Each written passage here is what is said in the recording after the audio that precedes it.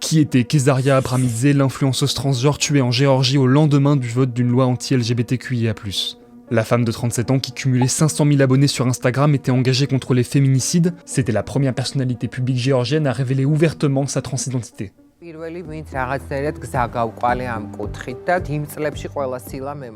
Elle avait représenté son pays au concours Miss Transstar International en 2018. Elle est morte à son domicile ce mercredi 18 septembre. La veille, le Parlement géorgien a adopté une loi contre, je cite, la propagande des relations homosexuelles.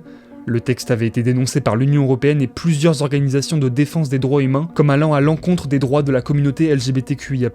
Selon les autorités géorgiennes, l'actrice et mannequin aurait succombé à de multiples coups de couteau. Le ministère dit avoir arrêté un suspect identifié par de nombreux médias locaux comme le petit ami de l'influenceuse, repéré sur ses vidéos d'une caméra de surveillance près de la maison de Kezaria Abramidze. Toujours selon le ministère, une enquête est en cours sur un meurtre prémédité commis avec une cruauté particulière et des circonstances aggravantes liées au genre. L'influenceuse avait accusé les pouvoirs publics de ne pas lutter efficacement contre les violences conjugales. En avril 2024, elle avait écrit sur les réseaux sociaux qu'elle subissait la violence de son partenaire, prise dans une relation toxique depuis 2 ans. Elle disait craindre pour sa vie et serait même allée se réfugier temporairement à l'étranger. La présidente géorgienne Salomé Zourabichvili, pro-occidentale et en rupture avec le gouvernement en place du rêve géorgien, a condamné, je cite, l'horrible meurtre de Kezaria Abramidze. Le texte de loi voté la veille du meurtre de l'influenceuse est comparable à ce qui existe déjà en Russie.